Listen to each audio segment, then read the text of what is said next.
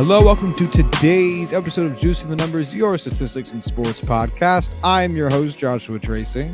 And I'm Corwin Heller. And I don't know what we're talking about today. This is a Corwin Heller original happening right here. So, Corwin, why don't you explain to the folks at home and me what the fuck we're doing today? So, I guess the backstory to this is I didn't know what else to come up with for today's episode, and I was sitting around and I was seeing on the news how everyone was freaking out about COVID-19 and what's going to happen when nobody's in the fans or nobody was in the stands. And I was like, well, what if there was just less teams? And I don't know why that would be a solution to this problem, but that was the thought that came to mind. So I was like, all right, what if instead of having 30 teams, we had one team per division just as kind of mini all-star teams? So what I did was I basically made teams for each division, 3 per conference, 3 per league, excuse me. And I had just a few little rules. Every team must have one position player. Every team must have at least one pitcher. You got catcher through right field and a DH for the American League. Got 5 starting pitchers, a setup man, and a closer. I originally was going to do 5 relief pitchers as well, but that just ended up being a bunch of honestly not that great relief pitchers that just weren't even worth talking about. So we went with this. Well, I went with this instead. So I figured, let's talk about it. This was really fun to make. All right, let's fucking dig into it. All right, you got it open? Yes, sir. Cool. I figured we could start with the AL East because that's kind of your wheelhouse. Good AL way to get Beast. started. And honestly, this one was probably the hardest one to do. Because we're all so talented, or because the Orioles have been dragging this down? Well, partially because there's a lot of really good players in the AL East, and because there's some teams with no good options pretty much anywhere, and you gotta fit them in somewhere, and making those sacrifices sucks. So you want to just jump in, go right down the list? Yeah. Let's get started. So I don't have all of their rosters up anymore, so only some of these positions I'm going to be able to remember everyone I was debating back and forth with. That's just the way it's going to go. I don't want to have 30 rosters open in front of me, and that would take forever. Yeah. So to start things off at catcher, we have Gary Sanchez, New York Yankees. I don't think there's any doubt that he's the best catcher in the AL East. You know, you could probably have some more defensive options in there like Christian Vasquez, but I mean, I don't think this one was up for much debate. I would tend to agree with you. Yep. Unless we have unless we have anything to debate, I figured we just move right on through these because there's a lot of people to get through. Oh yeah, sure. Totally with All it. right. First base, we have Trey Mancini. This one was actually kind of tough because he's not typically a first baseman, but he played 56 games there last season, which was good enough for me because I really didn't want to have to stick him in right field. And there really is no other standout first baseman in the AL East. I know Luke Voigt is very good. Have one. Yeah, Luke Voigt's good on the Yankees when he's healthy. Mm-hmm. The Blue Jays, it's Justin Smoke still, I guess, or him or Rowdy Tellez. I think it's Travis Shaw. Well, I guess now it is, yeah. Yeah. And then that leaves the Rays, who have I think it's Ji-Man Choi. Oh yeah, you're right. You are right. Yeah. And honestly, a whole lot of with options. you trying to bias it towards the Orioles because they need to have a player somewhere, Mm-hmm. I think I would also go Trey Mancini for that. So yeah, I get it. My God, like the Orioles, like they might win 3 games this year. They have nobody. 3 games in the first week, though. We'll see about that. They're winning 100 games this year. Like I don't know how anyone sees it any other way. Josh, I will give you $1,000 if the Orioles win 100 games this year. I wonder how much. While you're talking, I'm gonna like look up what if there's a betting line on that right now. Fair enough. All right. Next up is second base. We have DJ LeMahieu. And then shortstop, we have Bo Bichette. I was kind of torn. These were the last two positions I had to fill. I knew I needed one from the Yankees, or I wanted to put one from the Yankees, one from the Blue Jays in there. This was really Gleyber Torres, DJ LeMahieu, or a Bo Bichette, Kevon Biggio. I know Kevin Gleyber and Biggio. LeMahieu are better than both, but in this scenario, since Gleyber isn't going to be able to play the Orioles a billion times per season, he's going to miss out on hitting, 60 home runs right there. So I gave it to Bo Bichette. I think he's going to have a phenomenal season, and that gives us a chance to have DJ LeMahieu in there.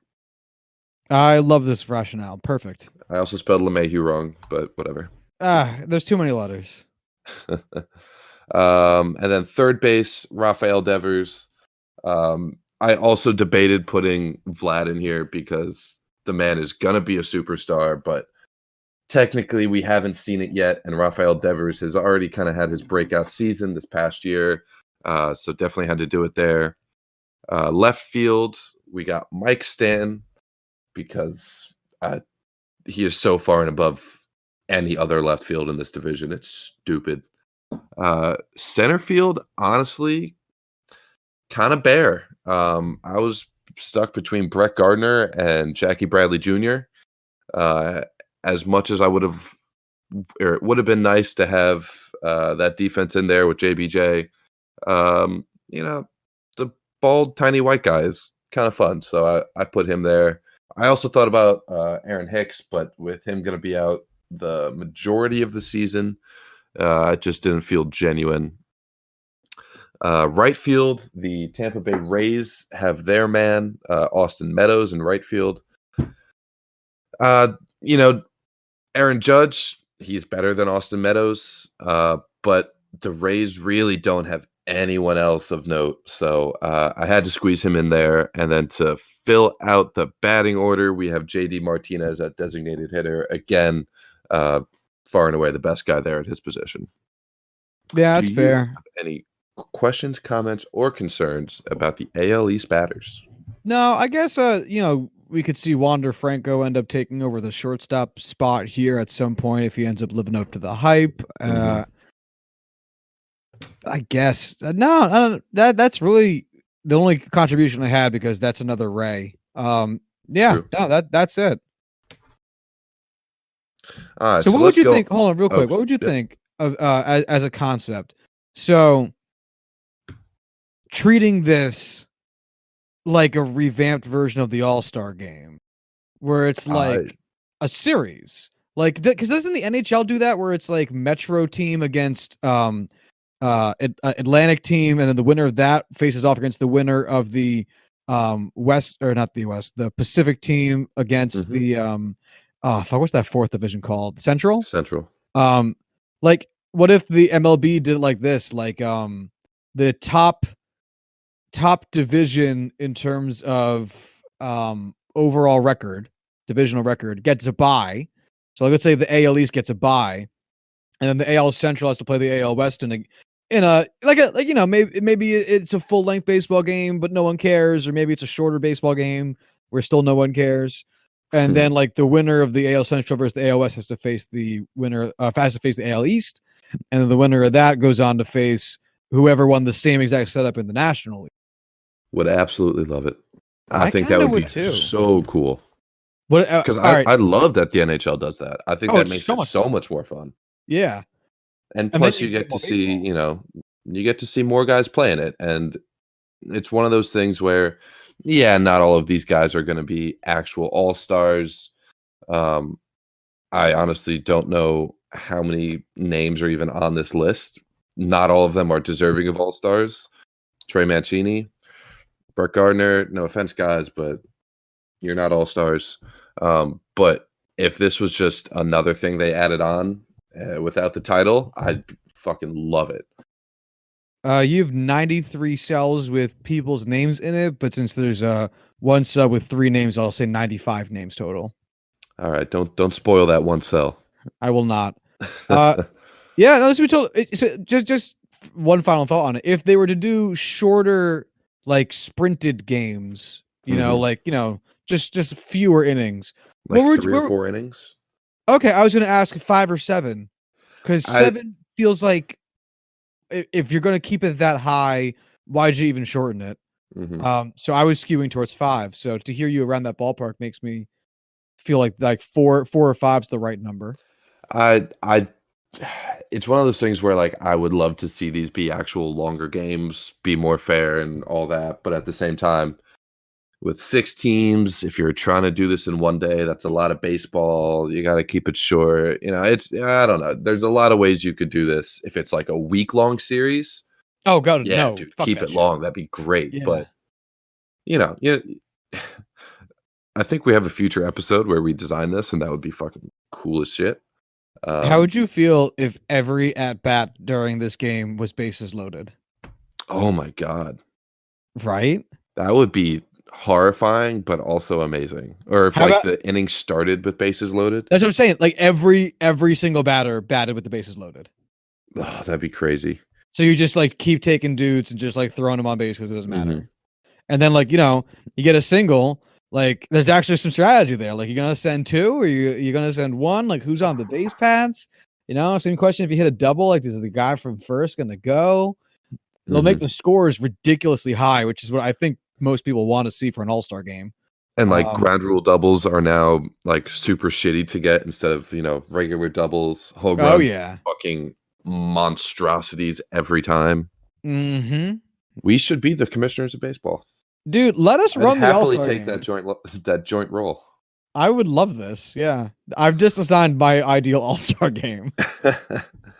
All right, you ready to move on to pitchers for the AL East? Yeah. Let's hear him. This is honestly, I think the most loaded division with pitching.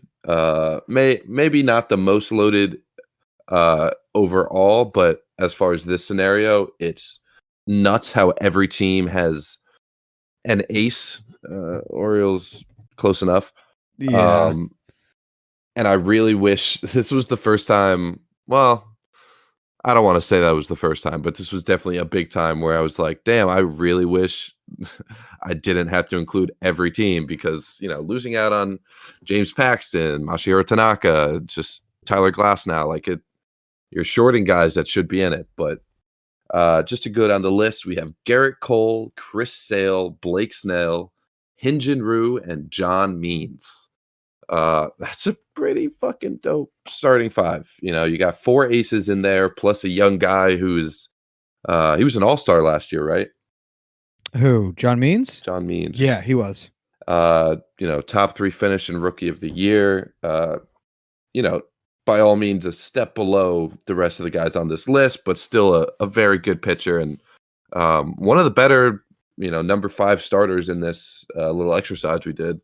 But it's really cool if we were able to see these 5 in a rotation. Oh, well, this would be a world beater of a rotation, which is why we'll never see it together.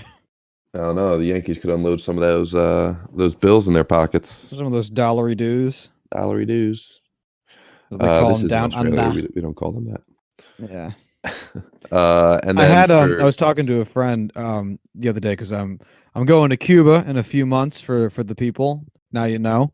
And he was like, "What do they use down there?" And I was like, "Oh, they use the Cuban peso." And he goes, is that different from the Mexican one?" And I looked at him and go, "Is the Canadian dollar different than the American one?" And he was like, "Oh, yeah, good point.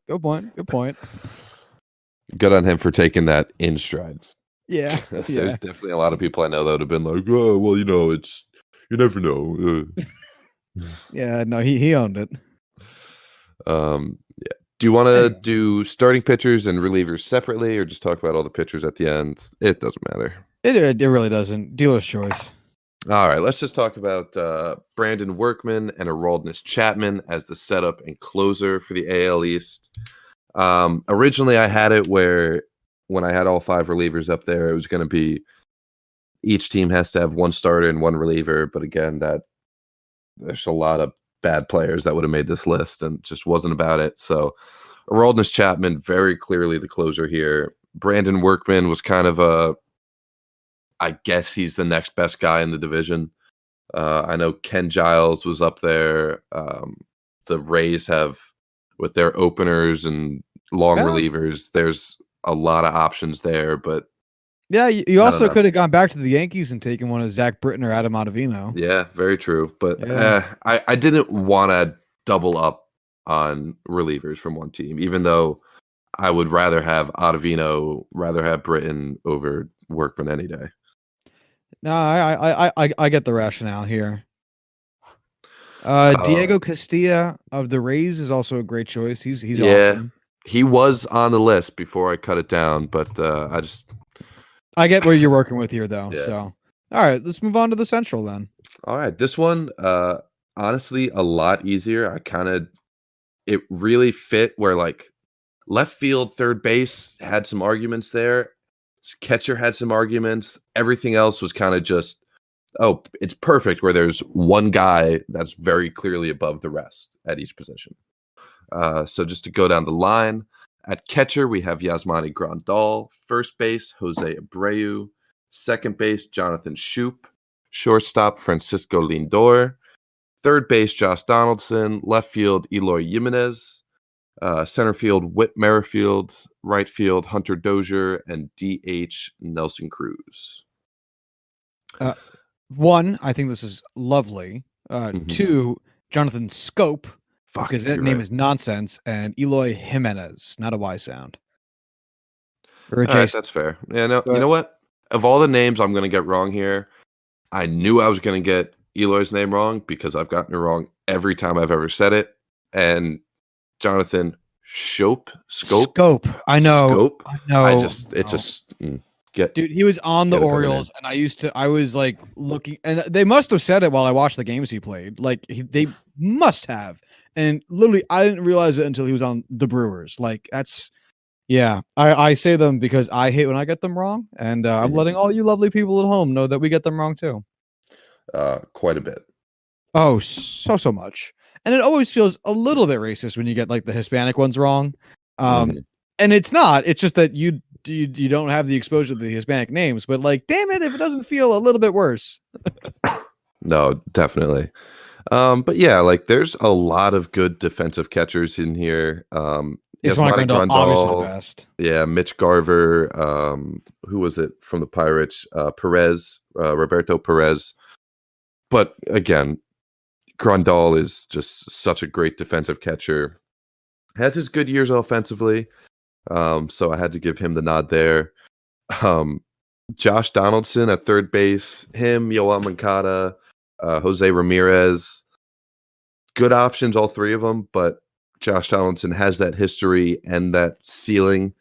And I know all of them have their health issues. Yoel Moncada, probably the healthiest of the bunch by a good margin, but I really like Josh Donaldson. He's just a really fun player to watch. Understand this choice completely. And then DH surprisingly was it's loaded in this division. Yeah, it is. Let's see. The White Sox have Encarnacion, Nelson Cruz, Jorge Soler for the. Who's all of a sudden the Royals. All of a sudden a massive home run hitter. Yeah, 48 home runs last year. Still had a lower OPS by like 200 points, 150 points from Nelson Cruz, who had over 1,000 OPS last year, which I did not realize. Dude is like 60 years old and is smashing the fuck out of the baseball. Oh yeah, he's I don't even know why he's there. He's there because he wants to be, because he can, because he's never gonna die. I think that's what we just needed to come to terms with. He's never gonna die. I hope not. Any comments on the batters in the AL Central? Not Eloy. Whit Merrifield at center field feels like an odd placement. Why'd you go with him? Because that's where he was listed on the depth chart. Wait, really? Yeah, I did a double check. I checked his stats from last year where he started. Whit Merrifield, just on their depth chart, is listed as a center fielder. Fascinating. So who are some of the other AL Central center fielders? The only one I could name off the top of my head is Oscar Mercado of the Indians, but He's not great. Adam Eaton, I think, is not Adam Eaton. There's some Adam white dude for the right White fielder for Sox the White who's Sox, I think. oh, okay. I was gonna say there's a really good defensive center fielder for the White Sox who's a terrible bat. At least last I checked, anyway. The So Tigers just never have anyone good. I Wait, are the went off the Tigers depth on this chart list? for Whit Merrifield this year, just for reference. Last year, 17 appearances there, 82 at second base, 70 or 61, excuse me, in right field. But you know, gotta take what they give me sometimes, and it Yeah. was a good fit. Fuck, man, I get it. All right, then yeah, then that was it. Tell me about the starting pitching. Oh man, this is a really good starting five. One of the good ones. Mike Clevenger, Shane Bieber, Jose Barrios, Lucas Giolito, and Matt Boyd. Um, Surprisingly, the Royals don't have a starting pitcher there. I don't know why I said surprisingly. It's not surprising at all because their starting pitching is awful. Who is it? Brad Keller is their ace right now, which is not much. So I threw Ian Kennedy in there as the setup man for the Royals. Not fantastic, but at the same time, the AL Central doesn't have great relievers really anywhere outside of Brad Hand, the closer for Cleveland. Starting pitchers, a lot of really good ones, also a lot of bad relievers. Yeah, no, this seems to make sense. Yeah. I mean, there's some more guys that I would have liked to added. Carlos Carrasco, Dallas Keuchel. Detroit didn't really have anybody. But all around, there was a lot of good options there. I'm just trying to figure out do you have a Tiger batter? Yeah. Jose, no. Oh shit, did I fuck this up already? Oh god damn it. Yeah, because Grandal White Sox, Abreu White Sox, Scope is on the Twins, Lindor Indians, Donaldson Twins, Jimenez White Sox, Merrifield Royals, Dozier Royals, and Nelson Cruz. Scope. So wait, Scope's on the Tigers now? Yeah. I think that's why I had him there, because he is the only player of note for the Detroit Tigers. That's so sad. Yeah, it is their lineup. Do you want me to go through their lineup? Because it's awful. The Tigers lineup? Yeah. Yeah, let it rip. So Christian Stewart, who is this? Jay Jones, Cameron Maben. Okay. CJ Crone, Jonathan Scope, Nico Goodrum, Jay Candelario. Heimer Candelario. Austin he's Romine fine. at catcher, and then Miguel Cabrera. Oh, Jacoby Jones. Jesus. Oh, okay. Wow, those are some names, man. That feels like all the names that were like that other player on that team that you really liked that you forgot was on your team for like a minute. Mm-hmm. And like they all banded together and formed a team. No kidding. It's like a quadruple A lineup plus Miguel Cabrera. Which isn't saying much at this point in his career. No. And then, Matt Boyd, Jordan Zimmerman, Spencer Turnbull, Ivan Nova, Daniel Jordan Morris. Zimmerman. That's how I always want to say that name. Jordan Zimmerman. Yeah, so I definitely think it's going to be the Tigers fighting the Orioles for last place this year. As is tradition. Who do you think wins, this AL Central team or the AL East team? AL East, I think. Yeah, it seems pretty handed as well. Or no, that's not an expression. Seems pretty uneven, maybe? I don't even know. I mean, the AL Central team's definitely good. The pitching is not quite on par, but I think it has the potential to be extremely good. There's just a couple more holes in the batting lineup than I don't even want to call them holes because they're still good players. It's just it's not quite the peaks that the AL East is. Yeah. All right, let's go to the West. Okay. All right. AL West at catcher. Not a lot of options, so I went with a young guy coming into his second year, only played half a season, Sean Murphy of the Oakland Athletics, Sean excuse me. Murphy of the Ocean's 11. Then at first we have Matt Olson, second base Jose Altuve, shortstop Carlos Correa. We're going to skip third base for a second. Left field is a rookie, Kyle Lewis of the Mariners, Jesus Christ. The Mariners. Center fields, it's Mike Trout, Joey Gallo in right, and Yordan Alvarez at DH. Love it. Yeah, so Kyle Lewis, rookie in left fields, not, a top 10 prospect. I think he's still a top 25 guy. I've heard a lot of really great things about him. Just kind of happens to be that, left field is really weak in this division, and the Mariners are really fucking bad. And there's not a whole lot of options with them unless I wanted to go, Evan White at first base over Matt Olson, which just seemed, excuse me. Excuse me. Which just seemed like a travesty. So, when Chris Davis actually plays baseball and doesn't DH, where does he play? What do you mean? Like when Chris Davis does non-DHing appearances, what position is he? Oh, for the Orioles, he's a first baseman. No, the good Chris Davis. Oh, in Oakland. Oh, I think he's a right fielder. Damn, I was gonna say because he could be. Because I'm trying to rack my brain about outfielders in this division, and it's not coming to me very clearly. Yeah, no, there's not much. Like I think it's Yuli Gurriel for no, left Astros. field. Really? Oh yeah. God. Then it's the other guy that I was confused with Yuli Gurriel. I meant utility guy. I meant Chris Davis is the left field. Oh, really? Okay. Yeah. Who's super utility guy? The Astros super utility guy, the old dude. Marwin Gonzalez? Because he's on the Twins now. Yeah, I don't think so. Yeah, it doesn't matter.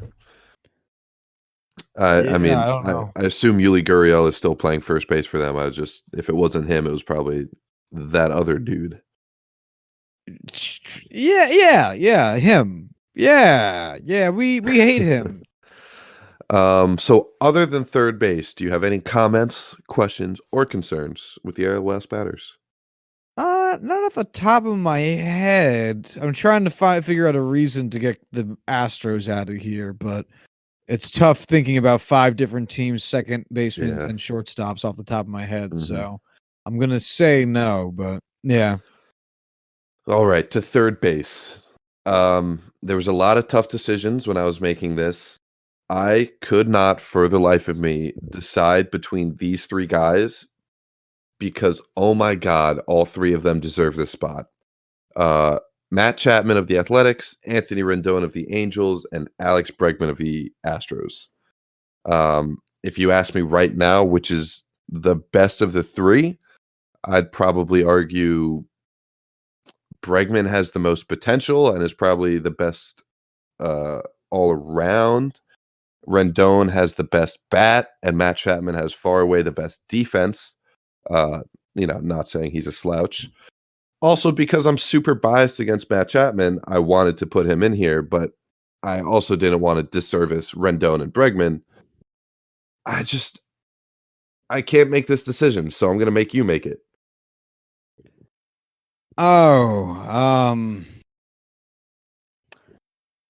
Fuck. I will pick Matt Chapman. Oh my God, Josh, I love you so much. Yeah. I also needed to blow my nose, so that was a really convenient time for you to be the only one talking for a second. And for me to take a long time to do it. Yeah, I'm not saying Rendon's going to face a whole nother world in pitching because the NL East that he's coming from is a very strong pitching division, but see how he fares against it. It'll be different. I think AL pitchers tend to do better as a result of not do better in stats wise, but perform overall at a higher level because they have more flexibility in their role because they don't have to worry about like hitting. And by that I mean, I don't necessarily mean the actual act of hitting, but like the fact that like they're going to get pulled in like the 6th inning even though they're rolling because the pitcher spot's up and they need to their team needs to score more runs. So yeah, that's it. I would take out Carlos Correa in favor of Andrelton Simmons. I have been looking at depth charts to remind myself. And I have the second baseman in this division fucking suck. Oh my god. Shed Long of the Mariners. Because fuck you. What about DH to replace Yordan Alvarez? Because I know there was another guy there that was a good option. I just don't remember who it was off the top of my head. Shohei Ohtani? Oh, that's what it was. I had him in there, and then spoiler alert, decided to put him in there as a pitcher instead. So, all right. Well, speaking of which, let's get to the pitching. All right. So, starting pitchers for the AL West, we have Justin Verlander, Corey Kluber, Shohei Ohtani-san, Zach Greinke, and Justice Sheffield of the Mariners. I feel like the first 4 names are all really obvious. I don't have an athletics guy in there. I originally was kind of torn between Frankie Montas and Sean Manaea.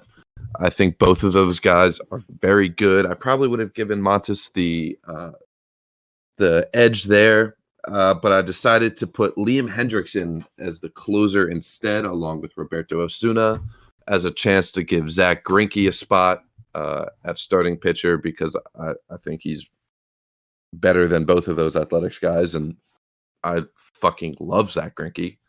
Yeah, I thought this is probably, I keep saying this 3 for 3, but this is a phenomenal pitching staff, and I love them. And then Justice Sheffield, man, he's the only Mariners pitcher, starter or reliever with any upside whatsoever.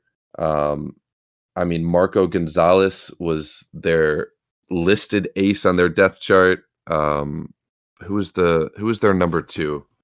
Yusei Kikuchi. Oh, okay. And I would have felt really awful having to put Yusei Kikuchi in there after a 5 ERA season. Justice Sheffield pitched like 8 innings last year, but definitely has major upside. And when you're behind, the veterans and the flamethrower that is Shohei Ohtani, you could kind of have that young gun with the flamethrower of his own to, have that little risk reward. So one of those options that just, we went for the fun guy. I mean, I feel it. I'm rooting heavily for Justice Sheffield. He was a Yankee prospect, so I want to see him succeed because he seemed like a very genuine and cool dude. Who was he traded for again? That was the James Paxton trade. Ah, right. James Paxton, pretty good pitcher, but didn't make the list, so I guess that means Justice Sheffield's better. Yeah, I'm not sure who else I would really put on here. Lance McCullers was an option. I guess technically, Mike Minor could have been an option. Same thing with Lance Lynn, weirdly enough, in his like 7 fucking WAR season. My opinions on both of those guys are known. I would have felt dirty including either of them in a all-star lineup. But yeah, Klubot killing it. Justin Verlander, no one likes, but he's killing it. Zach Greinke, everyone likes, and he's killing it. So yeah, Roberto Osuna, no one likes, and fuck him to death. Yeah, but yeah, not a whole ton of great relievers in the AL West, but 2 really good ones. Well, who's the other guy on the A's that was really good and traded them away? Did they trade him away? Who am I thinking of? They did. It was Oh no, I'm thinking of Lou Blake Trevino. Trinan. Didn't he have? Oh, I am thinking of Blake Trinan, but also Lou Trevino was good. Yeah, but I don't think he's quite on the level of these 2 guys. No, Roberto Osuna is definitely better, which fucking sucks. I don't like saying that, but it's true. Yeah. I looked up Liam Hendrick's stats just as reference when I was doing this. I forgot how crazy of a season he had. Oh, it was an amazing season. He struck out everyone last year. Like, he pitched like 80 innings and had 123 strikeouts. Yeah. Wild. He good. Ready for the NL East? Yeah, let's do it. So, actually, real quick, does the AL West team beat the AL East team? I would say so. I would say this is the team to beat so far. I would disagree. Really? I I think would they're take. I'm going to match it up. I would take Gary Sanchez over Sean Murphy. right. I would take. Everyone I would would. take Matt Olson over Trey Mancini. Mm-hmm. It's so tough to tell with Altuve because how competent is he? We don't actually know. I guess I'd go a mild Altuve over LeMahieu. Yeah, honestly, I'd have a push between the two. All The right, we'll DJ call it a push. LeMahieu of last year, I would take over the Jose Altuve of possible regression. Overall, Altuve has definitely had the better career. But for this season, I would take a slight edge for DJ LeMahieu. All right, then we'll call it a push between our two opinions. Give me Bo Bichette over Carlos Correa. I gotta take Carlos Correa there. Yeah, I don't get it. I've never really been impressed by him, the player. I think it's just the health thing. Like, he is never healthy. Yeah, I know. And this is a perfect world. I did not take injury into this when I was actually considering the players. I know I mentioned that with Aaron Hicks, but he's not even listed as the starter, so I just didn't want to go there. But I'd take a healthy Carlos Correa over, a Bo Bichette that has played half a season. I don't know. I want that sweet Bo Bichette. How much WAR do you think? Not that it's the most meaningful. Like, it is a catch-all stat. That doesn't mean it's the end-all be-all of stats. How much do you think Carlos Correa's put up in the last 2 seasons combined? Ooh, 7, 4.5. Wow, yeah, it's 2.9 last season and 1.7 in 2018. Mm-hmm. And that 1.7 more season, he actually had 110 games under his belt with 468 plate appearances. Wow, that's brutal. Yeah. So fuck Carlos Correa. Give me that sweet Bo Bichette. So far I'm 2-1 for the AL East, but you gotta take Matt Chapman over Rafael Devers, I would say. Yeah. So 2-2. Give me Giancarlo over Kyle Lewis. That's 3-2 for the AL East. Give me Mike Trout over Brett Gardner. It's 3-3. Really? Joey Gallo against Austin Meadows is actually an interesting question. Yeah. I'll take Joey Gallo though. So that's 4-3. And then give me JD Martinez over Yordan Alvarez. So we're coming 4-4. A sweet tie heading into the pitching. This season, give me Garrett Cole over Justin Verlander. Give me Chris Sale might be hurt all season. But if we take that away, give me Chris Sale over Corey Kluber. Give me Blake Snell over Shohei Ohtani. Give me Zach Greinke over Hyun-Jin Ryu, and give me Justice Sheffield over Johnny Means. So 3-2 for the East in the pitching department, with Osuna beating out Workman, and Chapman to Hendricks is such a fucking push. Actually, I'll take Hendricks on that too. So I guess I evened out. I totally evened out. Yeah, so I have a one-man advantage, AL East over AL West. I'll take Cole and Sale over Verlander and Kluber. I'm taking Ohtani and Greinke over Snell and Ryu. And I'm going to have to take John Means over Justice Sheffield just because we've seen John Means play in the MLB. We haven't really seen Sheffield. Actually, that's true. I should change my vote too. John Means does have an all-star appearance, whereas Justice Sheffield is still trying to figure it out. Right. And then you got to take Ozuna over Workman, and you got to take Chapman over Hendricks. So I think I'm giving the advantage to the AL East, but I think the ones that the AL East wins are close. I can't give definitive advantage to one over the other. It's hard when you look at it like this. We need to play this out, Corwin. We do. We need to the call MLB up to MLB. follow through here. Yeah. All right, let's do the NL. All right. So this one was actually kind of tough because finding a place for the guy on the Mets and finding a place for the guy from the Marlins is impossible because both are bad. Especially compared to the strengths of other positions. So At catcher, I have JT Realmuto. First base, Freddie Freeman over Pete Alonso. Second base, Ozzie Albies. Shortstop, Trey Turner. Third base, Jeff McNeil of the Mets. Left field, Juan Soto. Center field, Ronald Acuna Jr. Right field, Brian Anderson of the Marlins over Bryce Harper. I don't feel great about that. Jeff McNeil at third. I don't love it, but he deserves it. It's just one of those things where I needed to fit him in somewhere. I almost put Jonathan Villar there for the Marlins and put Bryce Harper in, but I just felt like the difference between McNeil and Villar and Anderson and Harper just favored Jeff McNeil. So yeah, I understand your rationale. I'm trying to think if there's any Marlins I can name off the top of my head. Starlin Castro's still down there. is he I believe so. at second base or shortstop? Should be second base. He's nowhere close to Ozzie Albies. No, God, that's the thing. Is like even the players. It's one of those comparative advantage things where it's like, yeah, it could work there, but you're missing out on a really great player if you do.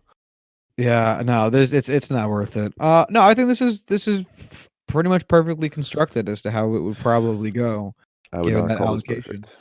I think you say you're pretty. I'd say you could get an argument out of certain fan groups saying Pete Alonso instead of Freddie Freeman. But I don't think either one's technically wrong. Yeah, I don't know. I this is definitely. I think I don't want to call this the worst team so far because they have some really great superstars, but I don't know. I don't. They're lopsided. Nearly as strong about this team as I do for others so far. They're just very, very lopsided because where they're good, they're really good, and where they're so-so, they're really, really so-so. Yeah. Ready to move on to pitching? Yeah. This again, 4 for 4. Fantastic pitching staff. Max Scherzer of the Nationals, Jacob deGrom of the Mets, Aaron Nola of the Phillies, Max Fried of the Atlanta Braves, and Caleb Smith of the Marlins, along with Sean Doolittle of the Nationals and Edwin Diaz of the Mets as our closer.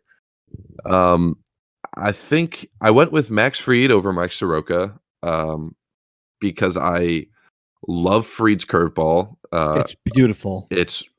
I'll say this. The curveball, we've talked about this in the past, is the most beautiful pitch to watch. I love it. I love great curveball throwers. That's why I love Aaron Nola as well. I also just don't have a ton of faith in Mike Soroka. I know his ERA was beautiful last year, but he doesn't strike anybody out. His whip isn't spectacular. His, advanced stats, his Sierra and his FIP weren't nearly as good as his ERA, and I don't have the same faith in him as I do with Max Fried, despite Fried having, I think it was over a 4 ERA. And then Caleb Smith, I took over Sandy Alcantara. If I got that wrong, Alcantara. You know what? I'm not even going to apologize. That's a weird name. Not that it's bad to have that name. Just it's so confusing. I have a lot of love for Caleb Smith. I love watching him pitch. I don't get why Sandy was an All-Star last year. It doesn't make any sense to me. And I think Caleb is just the all-around better pitcher. I think if I recall correctly, Sandy Alcantara had a really, really good first half. As someone who owned him in my fantasy team last year, he did not. No, then I have no excuses. That was all I had. Extremely mediocre. Caleb Smith had a phenomenal first half. I think, or second half. I don't know. But it was one of those things where I was upset about it and was vocal about it on this podcast last year, and it still upsets me to this day. I'm trying to find it. Why do I have his batting stats? Who gives a fuck about his batting stats? Yeah, especially in the NL. He wouldn't bat anywhere else, but He wasn't bad. 3.82 ERA in the first half. That's not bad. He had a complete game shutout. that's good. 100 innings just in the first half. Yeah. 70 Maybe I was wrong. I strikeouts. just had a lot of. I'd say I was looking at it with rose-colored glasses, except that they were sunglasses and everything was just black. The other problem is he took a fucking bunch of losses. He went 6-14 on the season, which fucks up a fantasy owner, which is the reason I bring it up. Because the Marlins are terrible. Yeah. Yeah, he had 2 complete game shutouts this season. Yeah, good on him. Ain't that some shit? That is, in fact, some shit. Good for you, Sandy. Yeah, I actually watched him pitch today. His 14 losses led the league last year, as did his 2 complete game shutouts. All right. He beat the Yankees today, so. Good for you, Sandy. That'll probably happen to us a lot this year. Anything else in the NL East? No, I think just a quick mention. I really like this bullpen. The 2 pitchers you chose for that. Sean Doolittle is a super fun and very good relief pitcher, and I know Edwin Diaz suffered a little bit of Mets curse there in his first season there, but when he's on, he's a great fucking pitcher. Like this would be be 2 really, really tough dudes to face. Thank you. I agree. Next up, we have the NL Central. This one was really tough for me because, boy, do the Pirates suck. And it was hard finding a spot for them. Same with the Cardinals, surprisingly. It was hard finding room for both of those teams in there. Yeah, because the Cardinals suck. Yeah, so start things off at catcher, we have Wilson Contreras. It was basically him or Yadier Molina, and I don't think that's much of a contest anymore. 5 years ago, that's a much different story. But first base, Josh Bell, as the only Pirate of note that doesn't play a position that is also occupied by Christian Yelich. Colton Wong at second base, making an appearance for the Cardinals. This was a tough one, too. This one was Colton Wong, Keston Hiwa, and wow, that sounded high. I believe it's actually Hira. Keston Hira. God, we're gonna sound so racist. I think you and I had this conversation because he's from California too. We watched the game. We watched his MLB debut. I'm pretty sure together. And I think that it was pronounced Keston Hira. I'll know this for sure when I see my first Brewers game again this year. But I can't give any strong feelings towards one pronunciation or the other because I have no fucking idea. But also Mike Moustakas was in this consideration, but Colton Wong got the Gold Glove, and he happens to play for a team without many other good players. Because I wanted to give Goldschmidt the spot, but again, the Pirates are so bad, Josh Bell kind of had to take that place for him.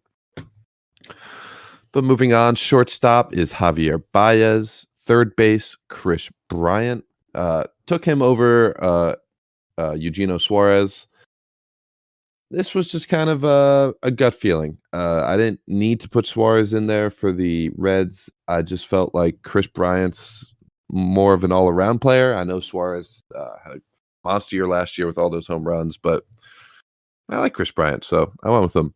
Left field, obviously, is Christian Yelich. Center is Lorenzo Cain. And right field, the Reds man and Nick Castellanos. Right on. I don't think I have too much to say about it.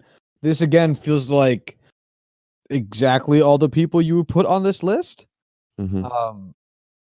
I would like to point out that every time I hear Josh Bell's name, I can't help but think that was what Josh Peck's name would be if he married Drake Bell. And I just picture the Drake and Josh TV show where they're a married couple. And this and also a chubby black man. Yeah, and like it's the best, I gotta say. I can't wait for the Pirates to just refuse to give that man money, and we miss out on our next, franchise player. I bet you can't wait to trade him for Slapdick Prospects 1 and 5. Oh my god! All right, you're gonna make me cry during the middle of this episode. Yeah, So we let's already move did on to this. pitching. Yay. This was actually pretty fun. A lot of good options here. Again, 5 for 5. There's definitely one name here I don't know. I'm excited to hear you. Okay. I already know who that is. So starting off, we have Luis Castillo, Jack Flaherty, Trevor Bauer, Sonny Gray, and Mitch Keller. Mitch Keller is a very highly touted prospect in the Pirate system. Had a mixed bag last year, but is still meant to come back and kind of be the guy for the Pirates next year. With Tyone being spotty for the past couple years, and I just personally don't have a lot of faith in Joe Musgrove. He was kind of, again, like Justice Sheffield, the upside play, especially with the names that you have in the top 4 spots. You kind of have that liberty to have him in there, and he's a Pirate that I'm allowed to have hope for, which is rare. And his name is close to my last name. So fuck it, dude. I'm a Mitch Keller fan. All right, I can Yeah. appreciate the rationale. Also, the Reds have 3 starters in this rotation, which I is know crazy. they've done such a good job with the rebuild. I know. I love it. They honestly, I feel like they could have had a 4th in there too. I don't remember who the 4th name was off the top of my head.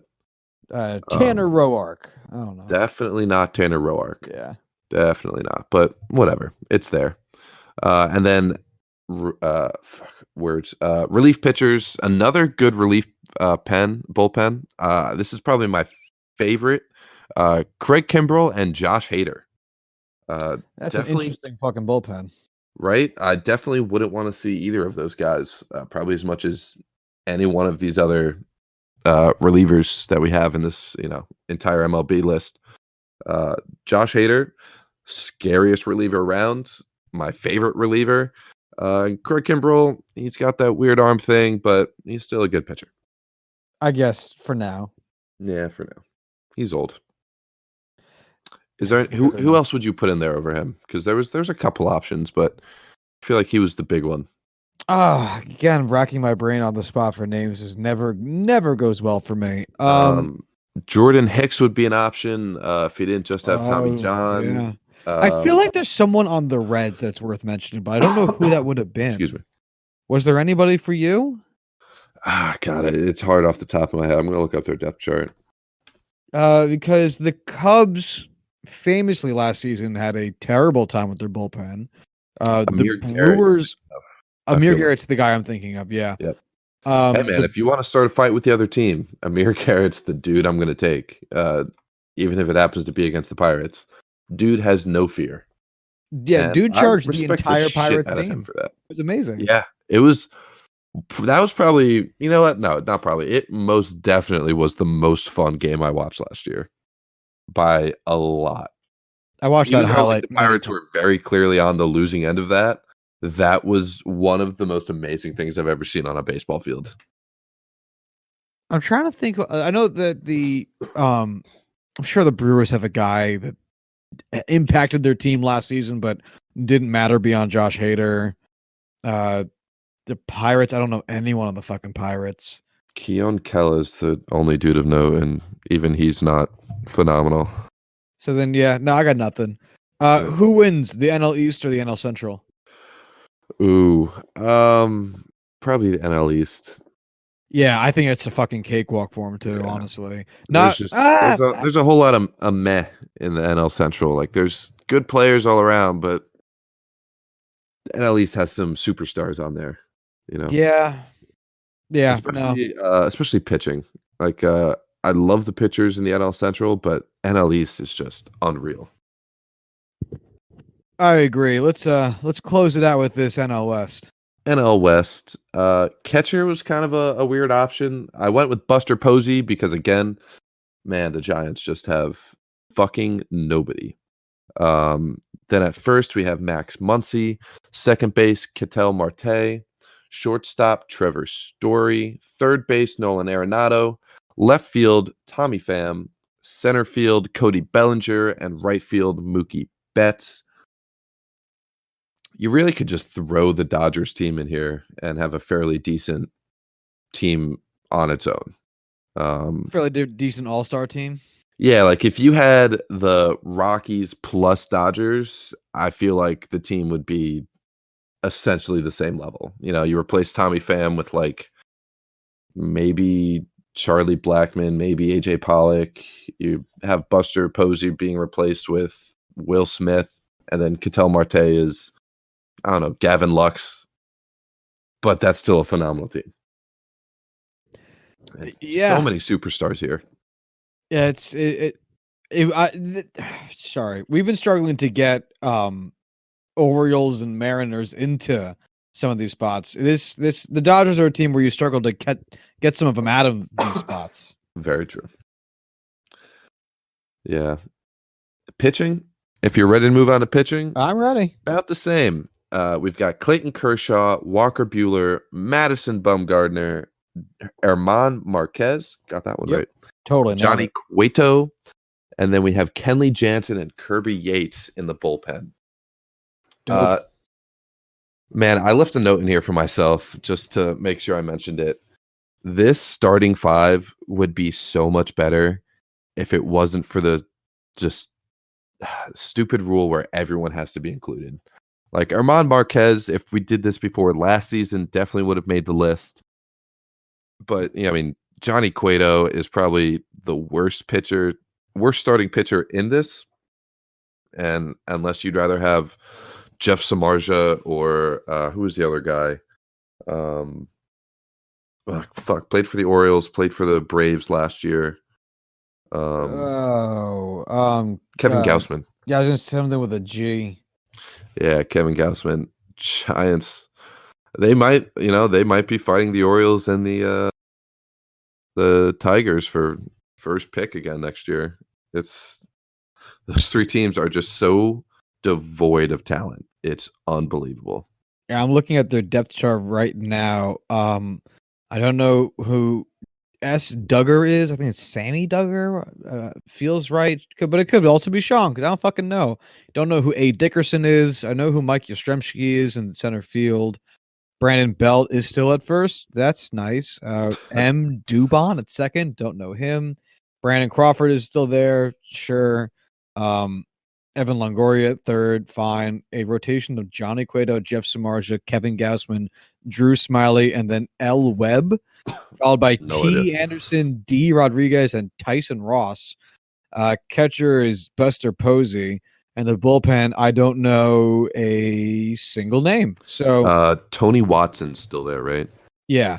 This is he was the Pirates closer a long time ago. Terrible team. Yeah, it's not good. Not good. It's a good thing that San Francisco put a ban on gatherings over 1,000 people because, first of all, there's no way the Giants would have gotten 1,000 people to show up, and now they have a good excuse. Fucking guess so. Yeah. So that's everybody. That's all 90-something names. Who wins between the NL East and the NL West?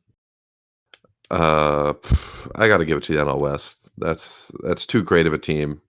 I'd probably say the NL West has taken the whole bag. All right. Like if you had a 7-game series here,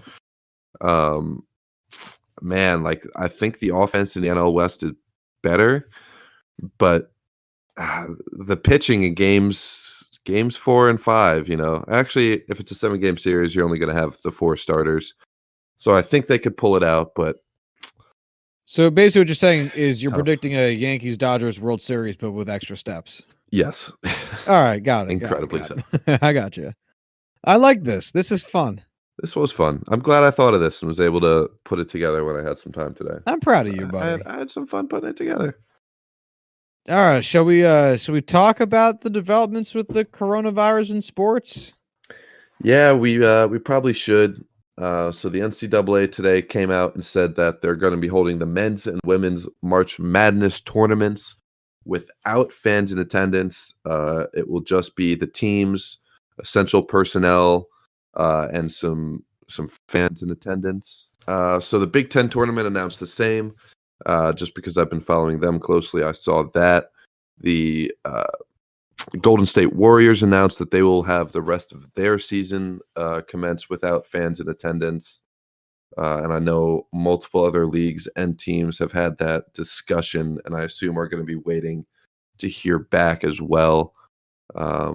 It's like I said earlier, San Francisco said that all gatherings of more than 1,000 people are prohibited for the time being.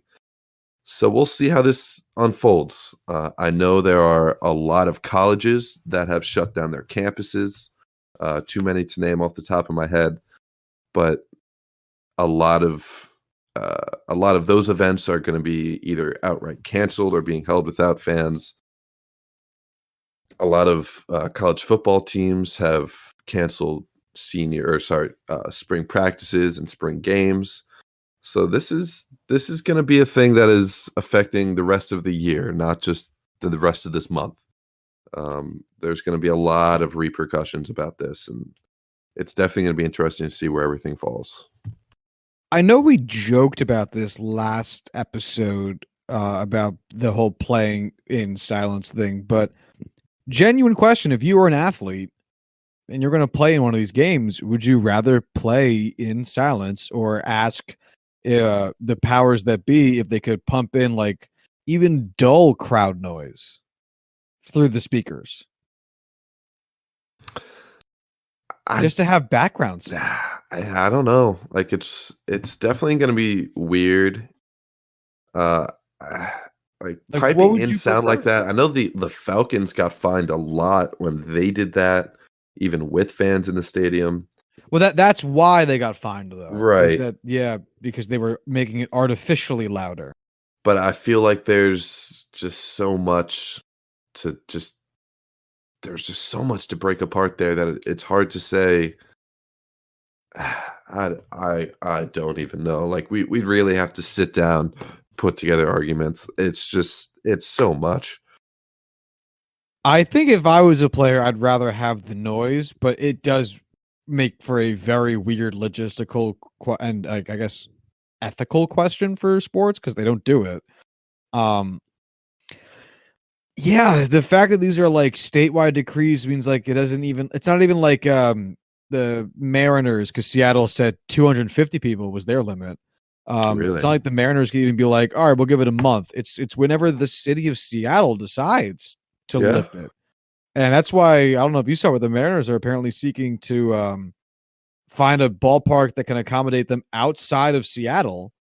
Wow. To escape that thing so that they can still start playing opening day games because they're not confident they're going to. Oh God, this is going to be a long season altogether.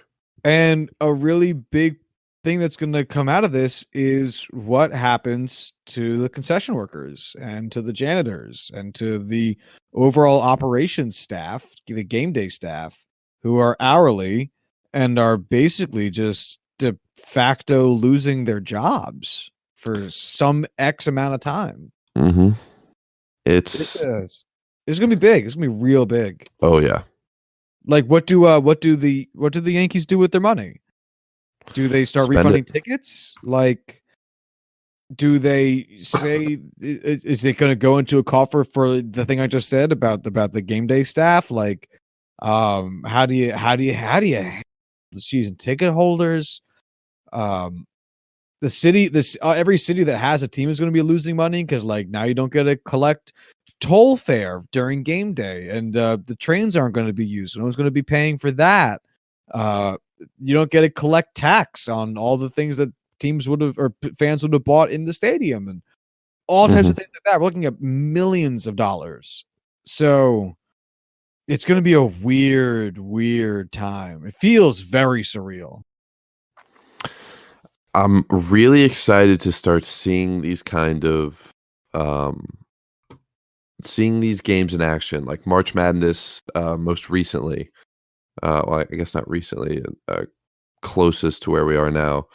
Just seeing what it's like watching these things on TV when it's like this. It's gonna be interesting to watch because you don't actively notice crowd noise for most games, but at the same time, I feel like you're gonna notice its absence when it's not there altogether. It's kind of startling. Like even if you're at an event, a game, there's nothing happening in the game, people are still like talking. You Mhm. know, like there's a general level of white noise of just chatter that's going to be gone, and it's going to lead to more echo because instead of like soft human bodies with like soft clothing on to absorb sound, it's going to be hard plastic chairs and hard concrete foundation. Like it's going to echo more. It's going to be real weird. Yeah, I don't even know what else to say about that. On the other hand, I just bought a direct flight round trip ticket to Austin for $130. Holy shit, really? Yeah. Can't wait. Good on you. I need to do something like that. I need to Plus, go like, somewhere. The I'm going in October, so I'm not exactly worried about running into this. Damn, I should start planning something. You want to plan something? You want to go somewhere? Let's go everywhere. It's free. Yeah, you're right. All right, Like- after we're done recording, let's legitimately do this. Yeah, man, let's do it. Anything else with this? Shit. I don't think so. Neither do I. I mean, because of the whole coronavirus thing taking over the sports news cycle, there's really not been much else going on, and we covered a lot of it this past Monday's episode. So there's not too much to go over. So yeah, I think we're set. All right, take us out, Josh. Yeah, if you want to follow the show on Twitter, you can do so at JuicingPod. And if you want to hit us up via email, you can do so at juicingthenumbers@gmail.com. And until Monday, y'all have a good one. Bye.